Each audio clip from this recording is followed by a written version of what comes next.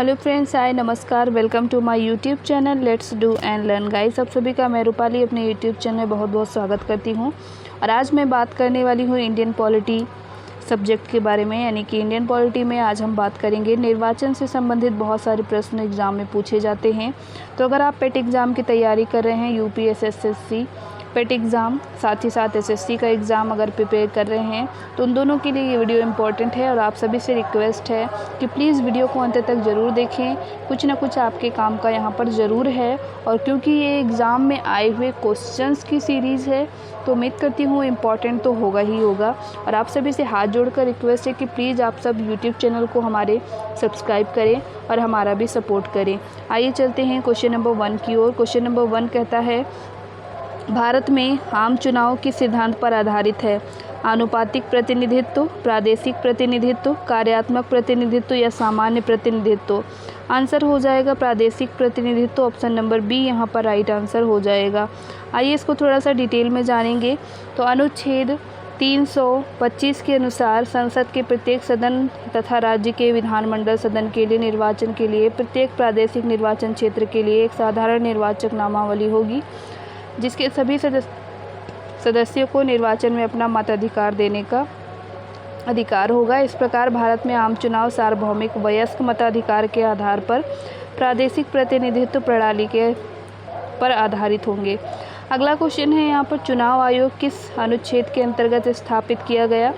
अनुच्छेद 355, अनुच्छेद 256, 324 अनुच्छेद या फिर अनुच्छेद 320? आंसर हो जाएगा अनुच्छेद 324, ऑप्शन नंबर सी यहाँ पर सही उत्तर होगा।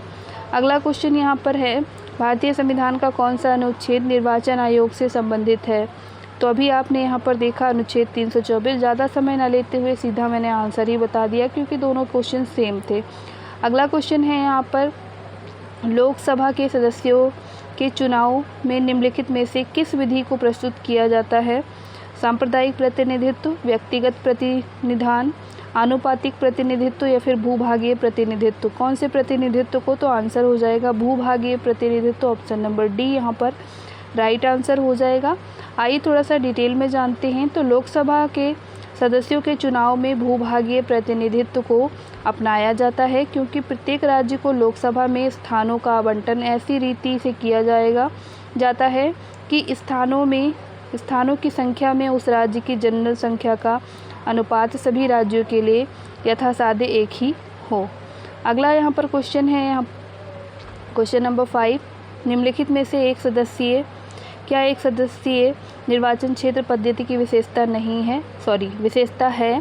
पहला ऑप्शन, यह पद्धति प्रतिनिधियों के लिए किफ़ायती होती है। दूसरा कहता है यह पद्धति गोलमाल करना संभव नहीं है। और थर्ड है, इससे विधानमंडल में स्थिर बहुमत प्राप्त होता है। और डी कहता है उम्मीदवार को चुनाव संबंधी खर्च कम करना होता है। सही आंसर हो जाएगा ऑप्शन नंबर सी, इससे विधानमंडल में स्थिर बहुमत प्राप्त होता है। आइए थोड़ा सा डिटेल में समझेंगे। जिन निर्वाचन क्षेत्र में एक सदस्य चुना जाता है उसे एक सदस्यीय निर्वाचन क्षेत्र कहते हैं। एक सदस्यीय निर्वाचन क्षेत्र में राजनीतिक दलों की संख्या सीमित होने के कारण एक दल की स्थायी सरकार बनने की संभावना प्रबल होती है। एसएससी ने इस प्रश्न का उत्तर यहाँ पर ऑप्शन नंबर डी दिया था। अगला क्वेश्चन है, भारत की संसद द्वारा दल बदल विरोधी कानून किस वर्ष में पारित किया गया था? 1984, 85, 86 या 88? आंसर हो जाएगा 1985 में इसको किया गया था। अगले क्वेश्चन की ओर चलेंगे। अगला क्वेश्चन है यहाँ पर, मताधिकार से क्या अभिप्राय है? पहला ऑप्शन, ऐसे कानून अधिनियमित करना जिनसे कष्ट पहुँचे। दूसरा, वोट देने का अधिकार। तीसरा, अमीरों को वोट देने का अधिकार। और डी कहता है केवल गरीबों को वोट देने का अधिकार। आंसर बी सही हो जाएगा, वोट देने का अधिकार, ऑप्शन नंबर बी यहाँ पर राइट आंसर होगा। मताधिकार से आशय लोकतंत्रात्मक शासन व्यवस्था में वोट देने का अधिकार। और भारत में मताधिकार की आयु 21 वर्ष थी, परंतु 61वें संविधान संशोधन द्वारा अनुच्छेद 326 में संशोधन करके 28 मार्च 1989 से लागू इसे 21 वर्ष से घटाकर 18 वर्ष यहाँ पर कर दिया गया था। अगला क्वेश्चन है यहाँ पर, संविधान के किस संशोधन द्वारा मतदान की आयु 21 वर्ष से घटाकर 18 वर्ष की गई? 61वें संशोधन, 64वें संशोधन, 63वें संशोधन या 60वें संशोधन? सही आंसर हो जाएगा 61वें संशोधन, ऑप्शन नंबर ए यहाँ पर राइट आंसर होगा। अगला क्वेश्चन है यहाँ पर, भारत में नागरिकों के लिए निर्धारित मत देने की न्यूनतम आयु क्या है? 18 वर्ष, 21 वर्ष, 16 वर्ष या फिर ऑप्शन नंबर डी है 20 वर्ष। सही उत्तर हो जाएगा ऑप्शन नंबर 1, यहाँ पर 18 वर्ष राइट आंसर होगा। अगले क्वेश्चन की ओर चलते हैं। अगला क्वेश्चन है यहाँ पर, मताधिकार एक प्रकार से, पहला ऑप्शन है प्रतिनिधियों के चयन की एक प्रक्रिया है, दूसरा है जो वोट देने वाली प्रतिनिधि के लिए क्षेत्र की इकाई संरचना करता है, तीसरा है सर्वव्यापक प्रौढ़ विशेषाधिकार है, और डी कहता है एक विधि है जिसमें वोटर अपना वोट देने का अधिकार का उपयोग करता है। सही आंसर है कि यह एक विधि है जिससे वोटर अपने वोट देने का अधिकार का उपयोग करता है। अगला क्वेश्चन है यहाँ पर, निम्नलिखित में से कौन प्रातिनिधिक सरकार उपबंधित करता है? सरकार का अध्यक्षात्मक रूप, अप्रत्यक्ष लोकतंत्र, प्रत्यक्ष लोकतंत्र या फिर लोकतंत्र। आंसर सही हो जाएगा ऑप्शन नंबर बी। आइए थोड़ा सा डिटेल में जानते हैं। अध्यक्ष लोकतंत्र प्रातिनिधिक सरकार उपबंधित करता है। इस शासन व्यवस्था में निर्णय लेने का कार्य जनता द्वारा निर्वाचित प्रतिनिधियों द्वारा किया जाता है। ये प्रतिनिधि जनता द्वारा एक निश्चित समयावधि के लिए चुने गए होते हैं और अवधि समाप्त होने के पश्चात प्रतिनिधियों को अपने चुनाव के लिए जनता के पास जाना पड़ता है। जनता उनके द्वारा किए गए कार्यों का लेखा जोखा करके पुनः निर्वाचित कर सकती है अथवा दूसरे को अपना प्रतिनिधि चुन सकती है। अगला क्वेश्चन है, 2004 में चुनी गई लोकसभा है 12वीं लोकसभा, 13वीं लोकसभा, 14वीं लोकसभा या 11वीं लोकसभा। सही आंसर है 14वीं लोकसभा, ऑप्शन नंबर सी यहाँ पर सही आंसर है। 2004 में चुनी गई लोकसभा 14वीं लोकसभा थी तथा वर्ष 2009 में 15वीं लोकसभा का गठन हुआ। 15वीं लोकसभा का कार्यकाल 26 मई 2014 को समाप्त हो गया और वर्तमान में 26 मई 2014 को 16वीं लोकसभा का यहाँ पर गठन हुआ है। अगला क्वेश्चन है, विधानसभा निर्वाचन क्षेत्र के लिए निर्वाचन पर व्यय की अधिकतम सीमा फरवरी 2011 में बढ़ाकर कर दी गई है। कितनी? 16 लाख, 18 लाख, 20 लाख या फिर 25 लाख। सही आंसर है 16 लाख, ऑप्शन नंबर ए यहाँ पर राइट आंसर होगा। विधानसभा निर्वाचन क्षेत्र के लिए निर्वाचन व्यय की अधिकतम सीमा फरवरी 2014 में बढ़ाकर 28 लाख कर दी गई है। इस हेतु चुनाव संचालन नियम 1961 के नियम 90 को 28 फरवरी 2014 को चुनाव संचालन संशोधन नियम 2014 से संशोधित किया गया और इस संशोधन के द्वारा लोकसभा के लिए निर्वाचन व्यय की जो अधिकतम सीमा है वो 70 लाख कर दी गई। इसके पूर्व लोकसभा का और विधानसभा चुनाव खर्च सीमाएं क्रमशः 40 और 16 लाख थी। आइए अगले क्वेश्चन की ओर चलते हैं। अगला क्वेश्चन है, राष्ट्रीय राजनीतिक दल वह होता है जिसने पड़े कुल मतों का 6% प्राप्त करा हो। 2 या 2 से अधिक राज्यों में, राजधानी में, 4 या अधिक राज्यों में, सभी राज्यों में। सही आंसर हो जाएगा ऑप्शन नंबर सी, 4 या अधिक राज्यों में।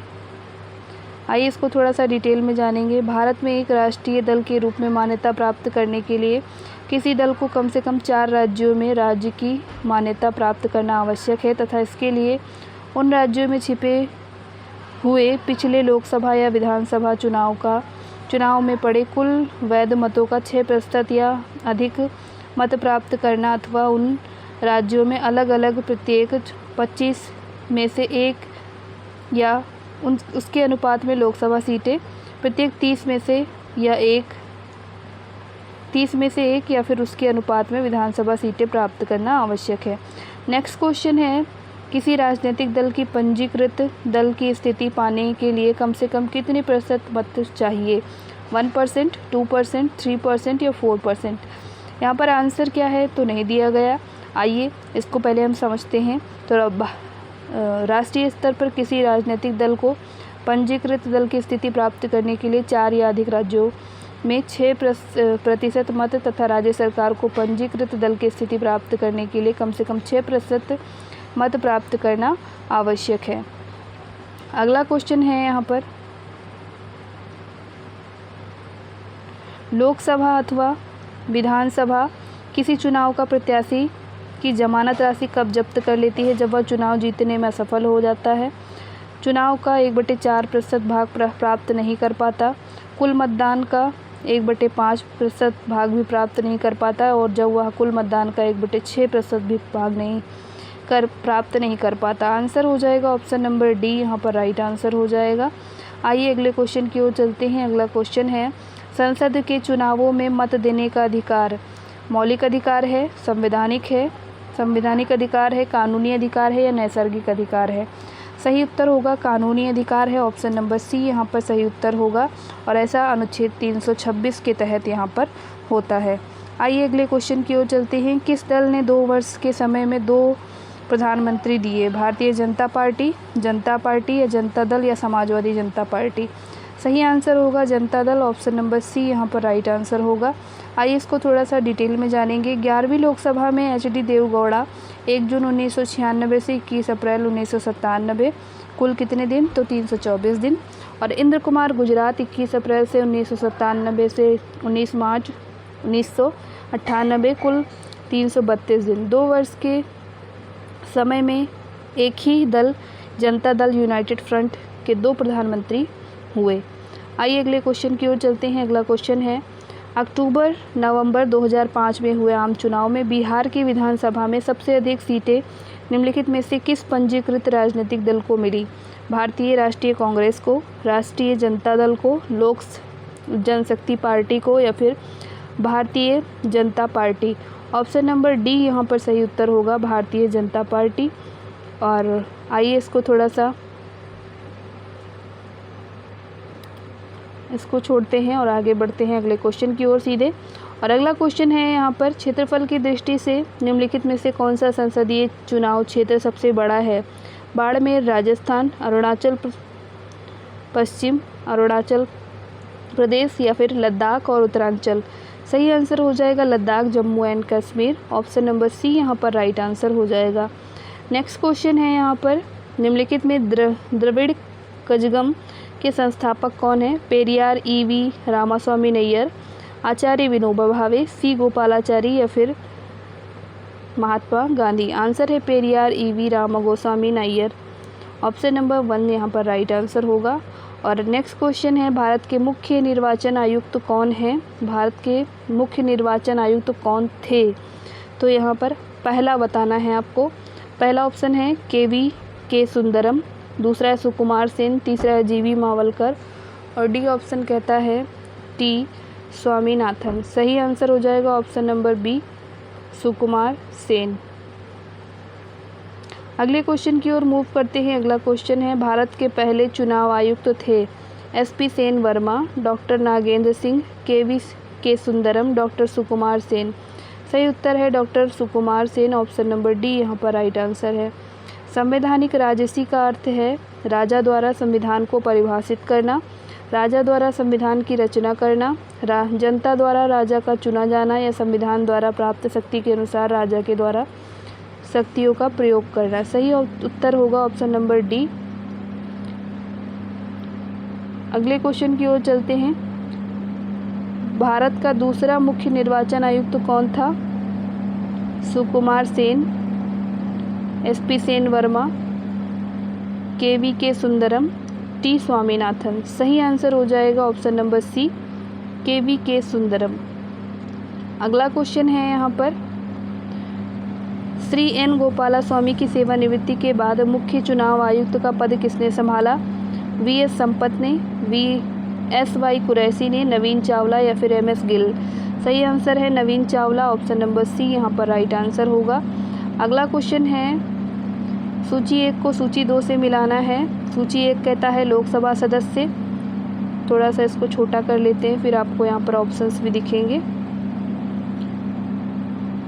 निर्वाचक मंडल द्वारा निर्वाचित, राष्ट्रपति संसद द्वारा निर्वाचित, उपराष्ट्रपति लोकसभा द्वारा निर्वाचित, अध्यक्ष वयस्क मतदान? आपको मिलान करना है। सही उत्तर हो जाएगा ऑप्शन नंबर डी।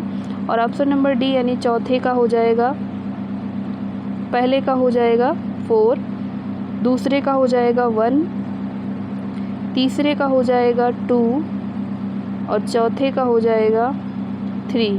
तो ये हो गया मिलान। अगले क्वेश्चन की ओर मूव करते हैं। अगला क्वेश्चन है यहाँ पर, चुनाव के दौरान राजनीतिक दलों और उम्मीदवारों द्वारा अनुपालन किए जाने वाली आदर्श आचरण संहिता है। उच्चतम न्यायालय द्वारा व्यादेश दिया जाना, मान्यता प्राप्त राजनीतिक दलों के बीच स्वैच्छिक समझौते द्वारा सहमत, भारत के संविधान में निर्धारित या फिर लोक प्रतिनिधित्व अधिनियम 1951 में विनिर्दिष्ट। ऑप्शन नंबर यहाँ पर डी सही आंसर होगा। अगले क्वेश्चन की ओर मूव करेंगे। क्वेश्चन नंबर 29 ये कहता है कि निम्नलिखित में से कौन सा कार्य निर्वाचन आयोग के कार्यक्षेत्र में नहीं आता? भारत के प्रधानमंत्री का चुनाव करना, भारत के राष्ट्रपति का चुनाव करना, राजनीतिक दलों को मान्यता प्राप्त करना या फिर राजनीतिक दलों का चुनाव चिन्ह नियत करना। सही उत्तर हो जाएगा भारत के प्रधानमंत्री का चुनाव करना। ऑप्शन नंबर ए यहाँ पर सही उत्तर होगा। अगले क्वेश्चन की ओर, सॉरी गाइस, यहाँ पर अगला क्वेश्चन नहीं है, लेकिन हम इस क्वेश्चन को थोड़ा सा और डिस्कस कर लेते हैं, डिटेल में जान लेते हैं। तो भारत के प्रधानमंत्री का चुनाव करना निर्वाचन आयोग के कार्यक्षेत्र में नहीं आता है और अनुच्छेद 75(1) के अनुसार प्रधानमंत्री की नियुक्ति राष्ट्रपति करेगा और अन्य मंत्रियों की नियुक्ति राष्ट्रपति प्रधानमंत्री की सलाह पर करेगा। इसके अतिरिक्त राष्ट्रपति का चुनाव कराना, राजनीतिक दलों को मान्यता प्रदान करना तथा राजनीतिक दलों का चुनाव चिन्ह नियत करना, ये निर्वाचन आयोग के कार्यक्षेत्र में आता है। तो ये था आपका नोट्स और उम्मीद करती हूँ आपको आज का ये वीडियो पसंद आया होगा और ऐसी ही वीडियो के लिए हमारे साथ बने रहिए और आप सभी से हाथ जोड़कर रिक्वेस्ट है कि प्लीज़ चैनल को सपोर्ट करें, सब्सक्राइब करें। Thank you for watching. नमस्कार, जय हिंद।